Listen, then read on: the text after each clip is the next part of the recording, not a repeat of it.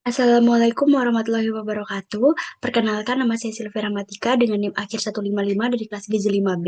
Di sini saya akan mempresentasikan hasil dari review jurnal terkait analisa WFR pada dua studi validasi FFQ di Jepang. Oke, sebelum itu kita masuk ke pengantar terlebih dahulu, di mana WFR sendiri adalah salah satu metode asesmen gait terbuka yang dianggap sebagai gold standar dalam studi validasi FFQ. Nah, namun perbedaan prosedur pelaksanaan WFR di masing-masing studi berpotensi mempengaruhi hasil. Nah, artikel ini membandingkan prosedur WFR pada dua studi besar di Jepang, yaitu ada Jepang Multi Institutional Collaborative Cohort Study atau bisa kita singkat dengan JMICC, dan Japan Public Health Center Best Prospective Study for the Next Generation atau bisa kita singkat JPHC-Next. Nah, untuk melihat kesamaan dan perbedaan serta dampaknya terhadap estimasi asupan gizi. Tujuannya sendiri adalah artikel ini membandingkan prosedur WFR di dua studi besar di Jepang. Yang pertama JMICC Study dan yang kedua JPHC Next Study. Tujuannya untuk melihat apakah perbedaan cara mencatat, misalnya hari pencatatan, siapa yang mencatat, atau apa aja yang dicatat mempengaruhi hasil akhir asupan gizi. Nah, berikut adalah eh, prosedur WFR di dua studi. Yang pertama ada aspek jumlah hari pencatatan, di mana JMICC Study itu dilakukan selama 12 hari, 3 hari dikali 4 musim. Nah, hal ini juga berlaku sama di JPHC Next Study. Kemudian ada pola hari pencatatan. Di JMICC Study itu 3 hari tidak berurutan dengan selang hari termasuk hari akhir pekan. Nah, sedangkan yang JPHC Next tadi itu 3 hari berurutan termasuk 1 hari akhir pekan. Nah, untuk unit partisipasi sendiri, JMICC tadi itu individu, sedangkan JPHC Next tadi itu individu atau keluarga, yakni asup per individu dihitung dengan distribusi proporsional dalam keluarga. Sedangkan untuk jumlah subjek sendiri, JMICC itu adalah 133 direkrut, 128 menyelesaikan. Untuk usianya sendiri 35 sampai 69 tahun. Sedangkan untuk JPHC sendiri itu 255 yang direkrut, 253 menyelesaikan untuk usia 35 sampai 81 tahun. Nah, untuk cara mengkonfirmasi data sendiri di JMICC itu kuesioner awal dan akhir.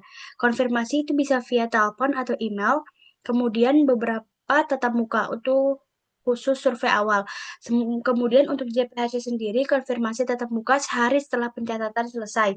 Kemudian jika tidak hadir, konfirmasi via telepon setelah kirim data lewat pos atau fax.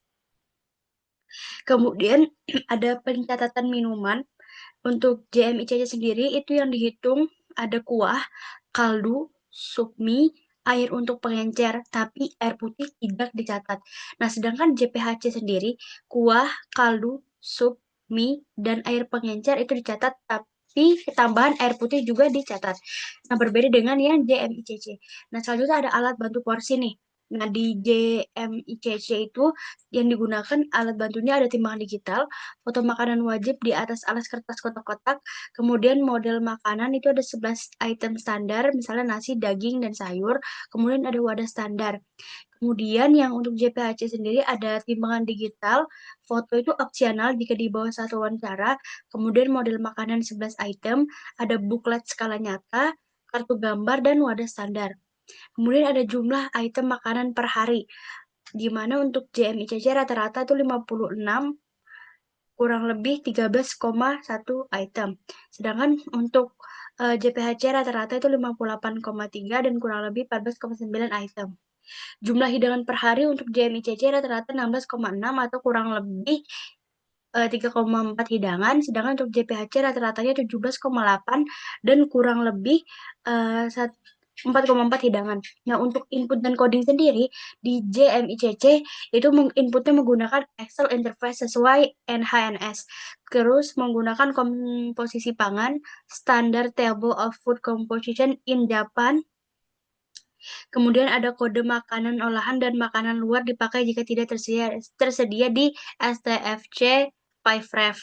Kemudian di JPHC sendiri itu input menggunakan software Sokuji Shirabe NHNS, kemudian komposisi pangan STFC 2010, dan fungsi distribusi proporsional keluarga digunakan untuk estimasi.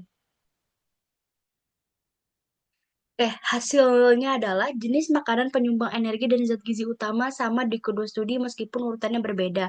Kemudian ukuran porsi makanan utama, daging, sayur, bumbu hampir sama antar studi, hanya berbeda kecil kurang lebih 3-20%. Kemudian variasi asupan, variasi harian individu, intra-individu lebih besar dibanding variasi antar individu. Artinya, nih apakah pencatatan dilakukan berurutan atau tidak berurutan, hasilnya tetap mirip. Kemudian secara umum, perbedaan prosedur tidak memengaruhi hasil akhir secara signifikan. Kemudian ada kelebihan dan kekurangan. Kelebihan dari JMICC sendiri adalah partisipasi individu, sehingga data lebih detail per orang. Foto makanan wajib membantu akurasi porsi. Kemudian untuk kekurangannya sendiri, tidak mencatat air putih, lebih memberatkan peserta karena harus mencatat sendiri. Kemudian kelebihan JPHC Next adalah ada konfirmasi tatap muka sehingga data lebih valid, bisa melibatkan keluarga, mempermudah partisipasi, dan mencatat air putih. Dan kekurangannya adalah metode keluarga beresiko underestimation, asupan individu, dan foto makanan tidak wajib sehingga kurang detail. Oke, jadi kesimpulannya adalah kedua studi sama-sama menggunakan WFR 12 hari per tahun sebagai standar validasi FFQ, walaupun terdapat beberapa perbedaan dalam teknis hari pencatatan, unit individu versus keluarga, pencatatan air putih, alat bantu, software input, hasil akhirnya tetap konsisten, jenis makanan dan variasi gizi relatif sama. Nah, hal ini menunjukkan bahwa data WFR dari dua studi tersebut bisa digabungkan untuk analisis besar karena hasilnya tidak berbeda signifikan meskipun prosedurnya tidak identik. Oke, saran yang dapat diberikan antara lain yang pertama, standarisasi prosedur WFR lebih lanjut perlu dilakukan, khususnya dalam pencatatan cairan dan penggunaan foto sebagai bukti porsi. Kedua, pelatihan investigator tetap penting untuk menjaga kualitas data, terutama dalam estimasi porsi dan coding makanan. Yang ketiga, penggunaan metode keluarga sebaiknya hati-hati karena berpotensi menurunkan akurasi data individu yang akan menyebabkan bias. Kemudian yang keempat, untuk penelitian besar berikutnya sebaiknya menggabungkan kelebihan dua metode, pencatatan individu dan konfirmasi tatap muka.